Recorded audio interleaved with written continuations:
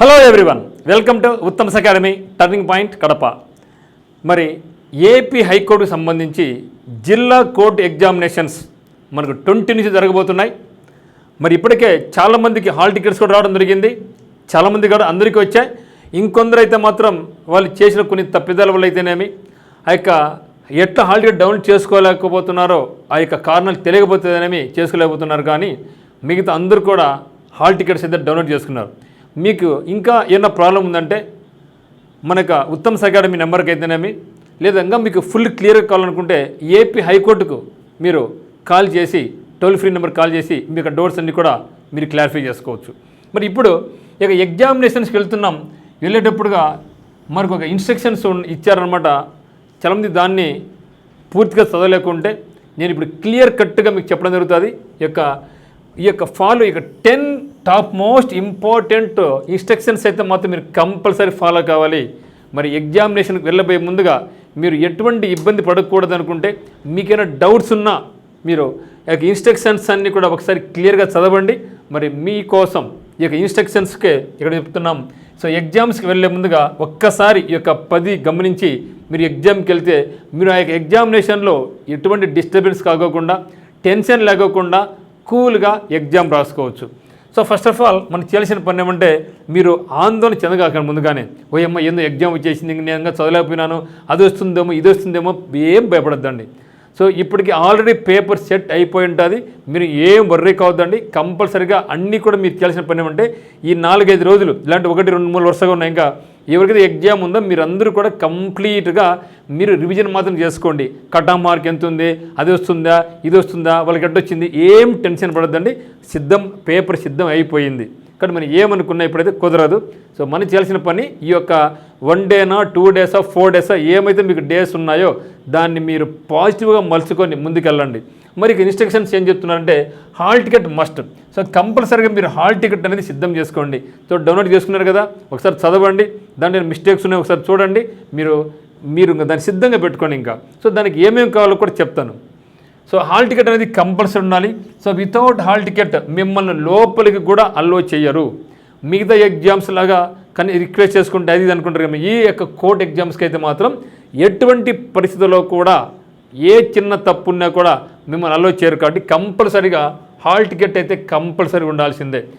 మరి అయితే మిమ్మల్ని అలో చేయరు. ఎప్పుడు అలో చేయరంటే మీ దగ్గర ఏమైనా పర్స్ ఉన్నా, అంటే ముఖ్యంగా అబ్బాయిలు కానీ అమ్మాయిల దగ్గర పర్స్ ఉన్నా, లేదా రైటింగ్ ప్యాడ్స్ ఉన్నా. సో రైటింగ్ ప్యాడ్స్ మనకు అవసరం లేదు కదా. సో రైటింగ్ ప్యాడ్స్ ఉన్నా, లేకుంటే హ్యాండ్ బ్యాగ్స్ ఉన్నా, లేక ఫోన్స్ ఉన్నా, ఇవన్నీ ఉంటే మిమ్మల్ని లోపలికి అలో చేయరు.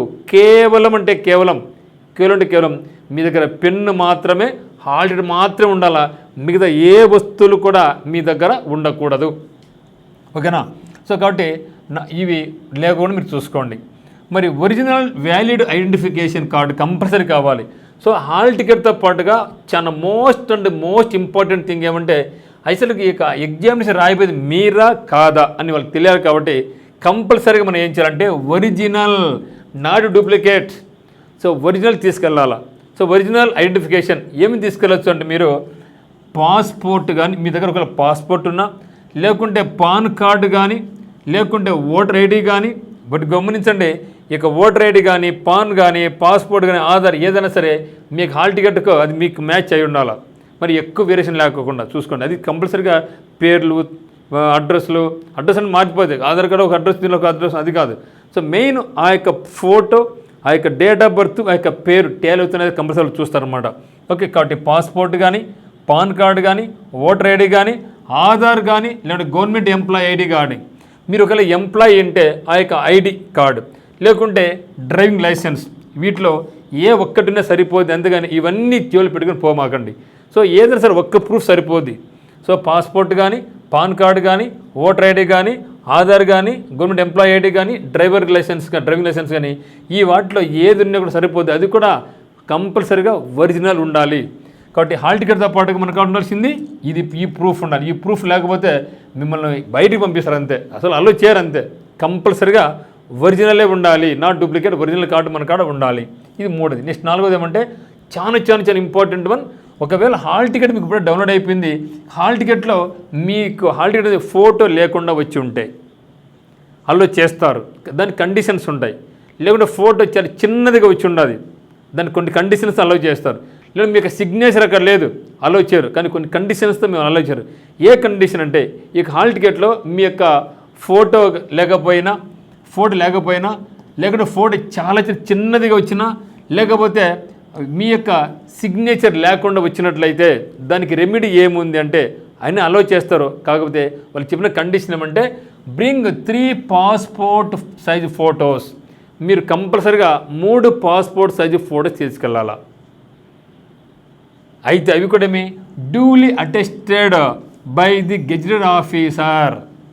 ఆ ఫోటో మీద గెజిటెడ్ ఆఫీసర్ ఎవరైతే ఉన్నారో, ఒక స్కూల్ హెడ్ మాస్టర్ కానీ, కాలేజ్ లెక్చరర్స్ కానీ, డాక్టర్స్ కానీ, ఓకే, వీళ్ళు ఎవరైతే ఆఫీసర్ గ్రూప్ 1 గ్రూప్ 2 ఆఫీసర్స్ కానీ ఎవరైతే ఉన్నారో, గెజిటెడ్ ఆఫీసర్ ర్యాంక్ ఉన్న వాళ్ళు ఎవరైనా సరే ఆ యొక్క ఫొటోస్ మీద వాళ్ళు సైన్ చేయాలి. సైన్తో పాటుగా సీల్ వేయాలి. సీల్ వేసిన తర్వాత handed over the invigilator in the examination hall. So అప్పుడు ఏం చేయాలంటే మీరు ఎగ్జామినేషన్ హాల్లో మనం లోపల ఉంటాం కదా, ఆ లోపల ఉన్నటువంటి ఎగ్జామినేషన్లో ఉన్నటువంటి ఇన్విజిలేటర్ మనం సబ్మిట్ చేయాలి. 3 ఫొటోస్ మనం ఇవ్వాలి. ఏంటివి? ఎప్పుడు ఇది? మన యొక్క ఫోటో లేకుండా వచ్చిన హాల్ టికెట్, ఫోటో చాలా చిన్నదిగా ఉన్నా, సిగ్నేచర్ లేకున్నా, ఈ 3 ఏది ఒక్కటి లేకపోయినా సరే కంపల్సరీ మీరైతే మాత్రం 3 పాస్పోర్ట్ సైజు ఫొటోస్ తీసుకెళ్ళాలా. ఓకేనా?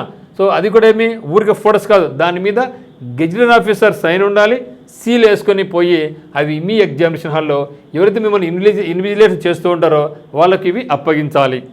నెక్స్ట్ ఇది చాలా ఇంపార్టెంట్. నెక్స్ట్ అదేమంటే reporting time, gate close time, exam time అనేది చాలా ఇంపార్టెంట్ మిత్రమా. So it is very very important.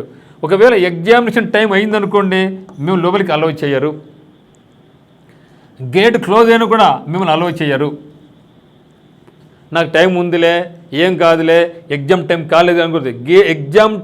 Exam time అయినా కూడా లోపలికి అలౌ చేయరు. అంతెందుకు, గేట్ క్లోజ్ అయితే తిరిగి నువ్వు ఎంత బతిమలాడుకున్నా, ఎంత ఏడ్చినా, ఎంత కాళ్ళు పడుకున్నా, ఎంత గింజుకున్నా ఇంకా లాకు ఓపెన్ చేసే ప్రసక్తే లేదు.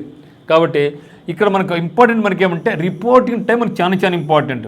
సో రిపోర్టింగ్ టైంలో మీకు చాలా ఇంపార్టెంట్, బాగా గమనించారు మీరు. సో రిపోర్టింగ్ టైం ఎప్పుడు ఉంది, గేట్ క్లోజింగ్ టైం ఎప్పుడు ఉంది, ఓకే, తర్వాత మనకు ఎగ్జామినేషన్ టైం ఎప్పుడు ఉంది. సో మనకి మెయిన్ ఇంపార్టెంట్ ఏమంటే రిపోర్టింగ్ టైం మనకి చాలా ఇంపార్టెంట్. మీరు లాస్ట్ మూమెంట్లో పోయి అందరూ లాస్ట్ మూమెంట్లో పోతుంది అనుకోండి, ఎంతమంది వాళ్ళు చెక్ చేయలేరు కదా. అందువల్ల అది హర్రీ బర్రీ ఉండకూడదు అనుకుంటే మనం ముందుగానే పోయి మనకి డాక్యుమెంట్స్, మనకి హాల్ టికెట్, మన యొక్క ఐడి ప్రూఫ్, లేదంటే మీ యొక్క పర్సులు ఏమైనా ఉన్నాయి, మొబైల్స్ ఏమైనా ఎక్కడ పెట్టుకొని లేదా కూల్గా వెళ్తే అక్కడ ఎగ్జామినేషన్ టెన్షన్ పడకుండా ఉంటాం. ఫస్ట్లోనే మీరు ఇక్కడ కొంచెం టెన్షన్ పడితే ఎగ్జామినేషన్ 1.5 hour మీరు టెన్షన్ పడుతూ ఉంటారు. అందువల్ల ఎటువంటి టెన్షన్స్ లేకుండా ముందుకెళ్ళండి. ఇంట్లో కొట్లాడి పోమాకండి. అమ్మతో కానీ, నాన్నతో కానీ, బ్రదర్తో కానీ, సిస్టర్తో కానీ, ఫ్రెండ్స్తో కానీ ఎవరితో కూడా కొట్లాడిపోండి. నవ్వుతూ పోండి. ఎవరు ఏం కొన్నా తిట్టినా ఆ ఎగ్జామినేషన్ అప్పుడు రోజు అయితే మాత్రం చాలా నవ్వుతూ హ్యాపీగా వెళ్ళండి. ఎవడన్నా ఏమని అనుకోని లేబని వెళ్ళిపోండి. మీరు ఏ కొంచెం డిస్టర్బెన్స్ అయినా మీరు ఇన్ని రోజులు పడిన శ్రమ అంతా వేస్ట్ అయిపోద్ది. ఆ ఇంపాక్ట్ అనేది ఆ 1.5 hour చూపిస్తుంది. కాబట్టి మీరు జస్ట్ నవ్వుతూ పోండి. మీరు ఎవరు ఇరిటేషన్ చేసినారు నవ్వండి, మీరు ఎవరు ఇబ్బంది చేసినారు నవ్వండి, తిట్టినారు జస్ట్ నవ్వుతూ పోండి. ఎటువంటి పరిస్థితుల్లో కూడా మీరు కోపాన్ని ప్రదర్శించకాకండి, ఆర్గ్యుమెంట్ చేయొద్దని ఎవరితో కూడా. ఓకే, మరి అమ్మాయిల విషయంలో అయితే మాత్రం మీరు కంపల్సరీగా మెహందీ పెట్టుకున్నా ఇవి ఉంటే మీ యొక్క చేతుల మీద కానీ కాళ్ళ మీద కానీ ఉంటే మీరు చాలా జాగ్రత్త వహించాలి. మెహందీ ఇవన్నీ ఉంటే తంబు సరిగ్గా తీసుకో. కాబట్టి మీరు మోస్ట్లీ మెహందీ సేమ్ ఎగ్జామినేషన్ దగ్గరలో మీరు ఏమి కూడా మెహందీస్ కానీ రంగులు వేసుకోవడం కానీ చేతులకు కళ్ళకు ఏమి చేయొద్దండి. ఇది ఇక్కడే కాదు, ఏ ఎగ్జామ్ని ఇట్లా ఉంటుంది. ఎప్పుడు కూడా మీరు ఏం చేస్తారు, కొంత ముందుగానే పెట్టుకుంటుంది ఏమన్నా ఫంక్షన్ అని, బర్త్డే ఫంక్షన్స్. సో ఎగ్జామ్స్ ఉండేవాళ్ళు వీటిని మీరు అవాయిడ్ చేయాలి. సో మెహందీ ఏదో ఇంకు వేసుకోవడం, ఇంకు పెట్టించుకోవడం ఇవన్నీ మీరు అక్కడ చేయకూడదు. చేతులకైనా సరే కాళ్ళకైనా సరే తంబు మనకు చాలా ఇంపార్టెంట్ అనమాట. సో ఇది ఇచ్చాలి.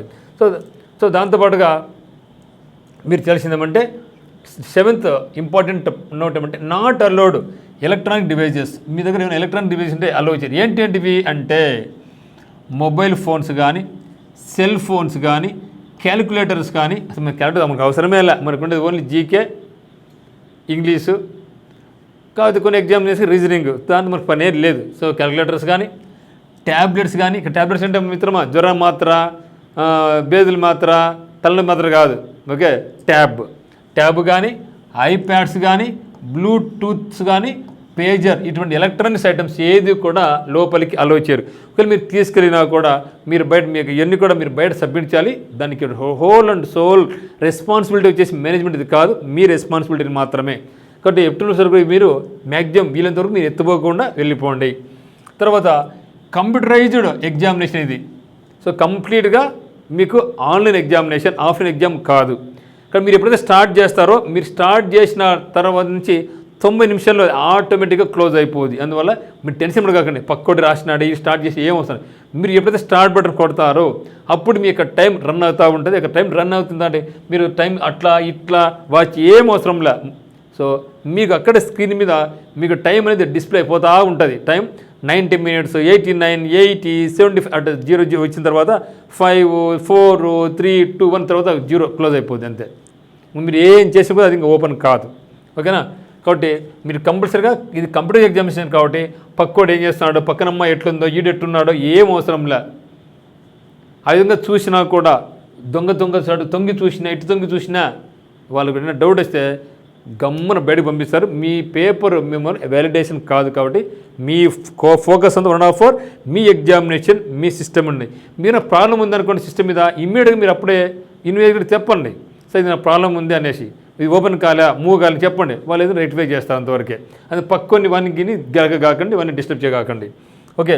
తర్వాత ఎవరికైతే స్క్రైబ్ ఉన్నారో స్క్రైబ్స్ అనే వాళ్ళు requested to approach the centre in charge. So ఎవరైతే సెంటర్ ఇన్ఛార్జ్ ఉంటారో ఇక స్క్రైబర్స్ ముందుగానే పోయి వాళ్ళు పరిచయం చేసుకొని వారికి ఫార్మల్స్ ఏమైనా ఉంటే అవన్నీ కూడా మనం ఫిల్అప్ చేయాల్సి ఉంటుంది.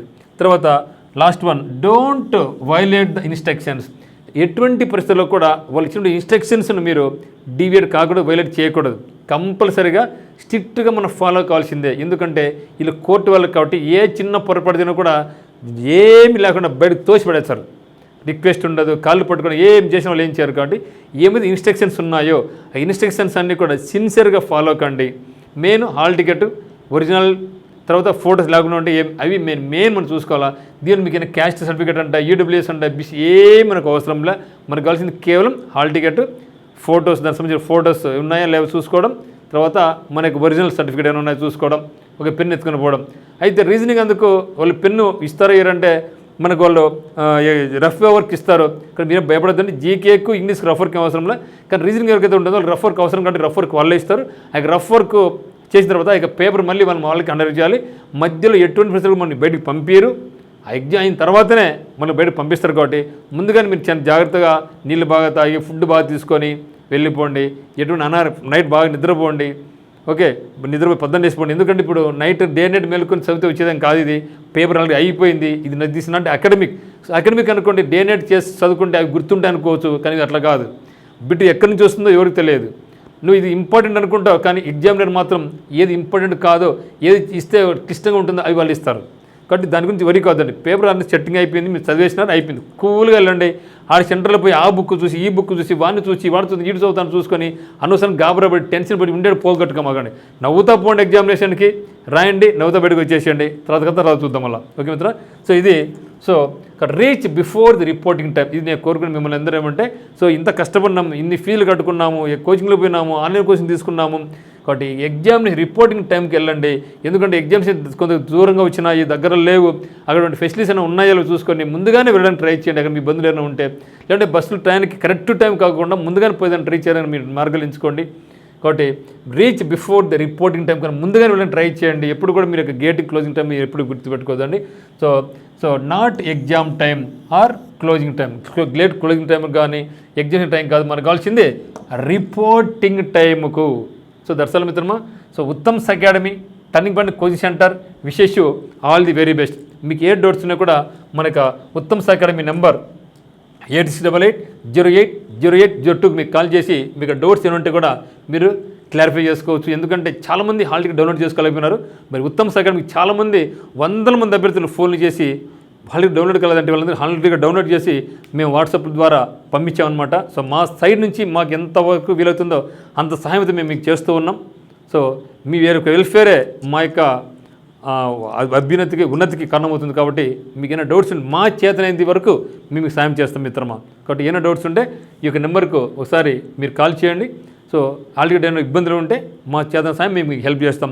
బట్ ద బెస్ట్ ఏమంటే మీకు క్రిటికల్ ప్రాబ్లం ఏమైనా ఉంటే హైకోర్టు డైరెక్ట్గా ఫోన్ చేసి చేస్తారనుకోండి, వాళ్ళు క్లియర్గా క్లారిఫై చేసి చెప్తారనమాట. ఇది మిత్రమా. So once again turning point coaching centre and Uttam's academy wishes you all the very best.